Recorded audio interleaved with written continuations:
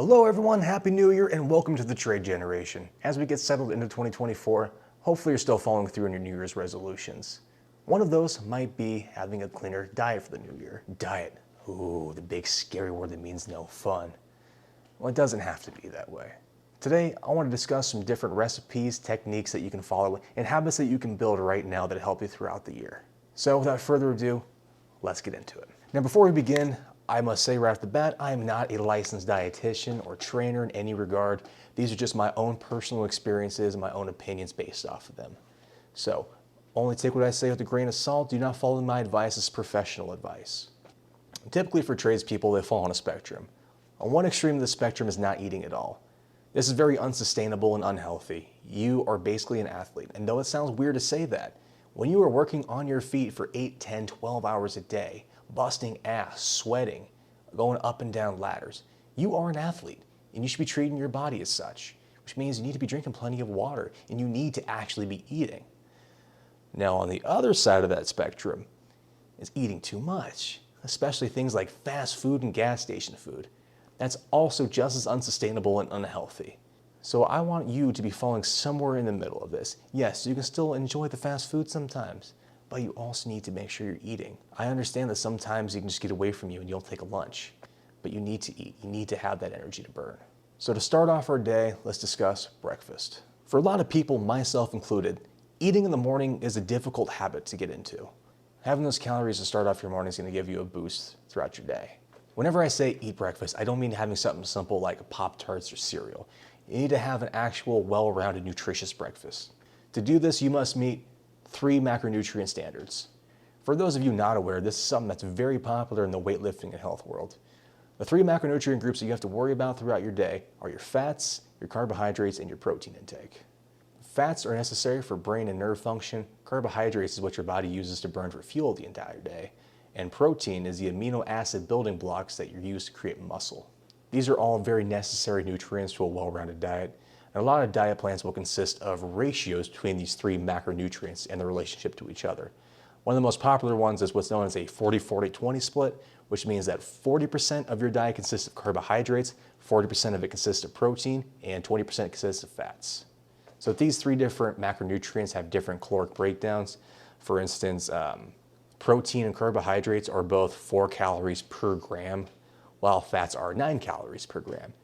They're a lot more energy dense than carbs and protein are. There's also alcohol, which is, I believe, 7 calories per gram, which is why alcohol can be very fattening, and a lot of alcohol is also consisting of carbohydrates, so your caloric intake can rise very rapidly because of alcohol. I'm definitely not saying you can't drink, but everything has to be in moderation. So to meet these 3 macronutrient goals throughout our day, we have to create nutritious and calorically dense meals. And typically if you're in the trades, less meals is better. Less to prepare ahead of time and less you have to worry about bringing to work. So let's start off in the morning with breakfast, which should be one of our biggest meals throughout the day. Welcome to my kitchen. The idea we're working with here is called meal prep, which means you're making as many meals ahead of time as you possibly can. We're gonna be in a time crunch a lot of times as tradespeople, which means in the mornings are gonna be a rush. We gotta get to work. Lunchtime, sometimes you gotta fly through it. You need food. You can't always go to a store and get food. And dinner, well, let's be honest, at the end of a long shift, you feel beat. It's easy to get that temptation to go to McDonald's, get those chicken sandwiches. But whenever you prepare these meals ahead of time, all you have to do is reheat for a delicious, nutritious meal. It's definitely the better route to go. All right, we're gonna start off with breakfast. And this is gonna be one of the easiest meal preps you can do. It's called overnight oats. All right, so I find that this meal is best prepared in a disposable plastic cup. So the first thing we're gonna do, we're gonna add 1/2 cup of old-fashioned oats. After that, let's add a scoop of your whey protein powder of choice. Now we're gonna add a couple tablespoons of Greek yogurt.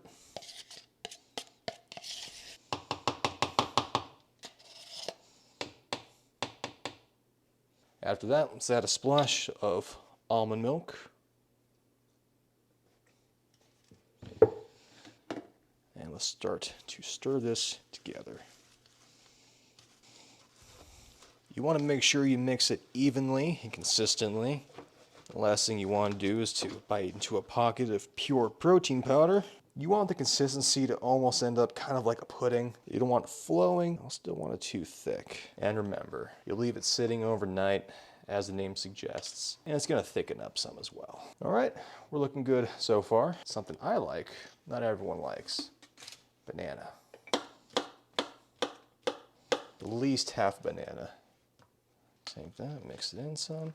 All right, let's go ahead, throw some plastic wrap over top of this. And we will put this in the refrigerator to sit overnight. Overnight oats is definitely one of my favorite meal preps. It's simple, it's quick, and it tastes delicious. I'll leave the macronutrient breakdown for the ingredients I used right here.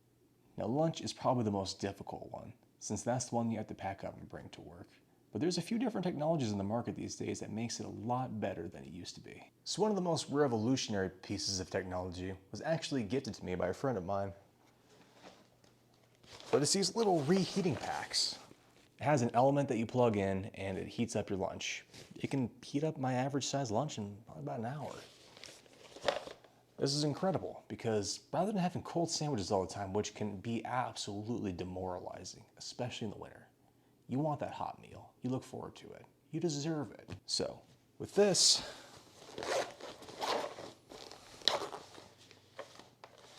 you have a foil liner. You got a plug. You can get these things in just standard line voltage. This one actually plugs in to a 12-volt slot in your car. And that's what heats up this little heating element plate. So what you can do is you can bring this to work, but also bring your standard lunchbox to keep your lunch cold until then. But it's little Tupperware containers like this. Fit right in there. Close it up.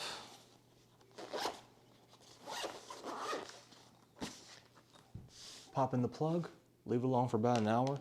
You'll have a hot meal waiting for you when you come back. These are incredible. It has changed the way that I do lunches at work. Now, obviously, you know how to make a bologna sandwich, but being able to eat a hot meal at work revolutionizes the game. So with all that being said, I actually want to create an entire different video for lunch recipes and ideas for tradespeople, which means that up next we have dinner. And for dinner, we're going to cook some turkey burgers. Turkey burgers are a delicious and healthier alternative to hamburgers, with about half the calories while retaining the high protein content. I season the meat with onion and garlic powder, Italian seasoning, smoked paprika, and a hearty amount of pepper.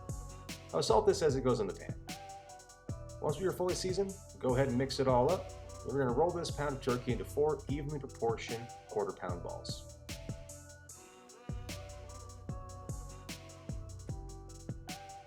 After that, we'll move on to a preheated skillet, where we're going to add some olive oil, and then place 2 of our meatballs in.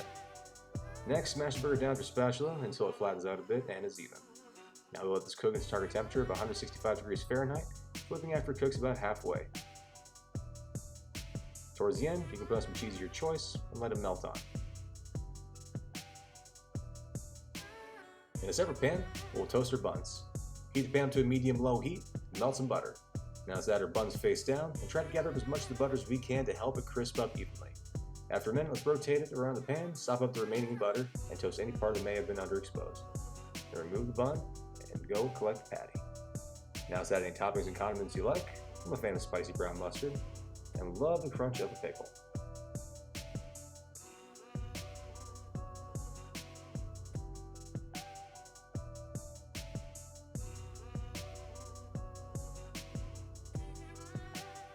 Put it together, and bam, you've got a perfectly good turkey burger.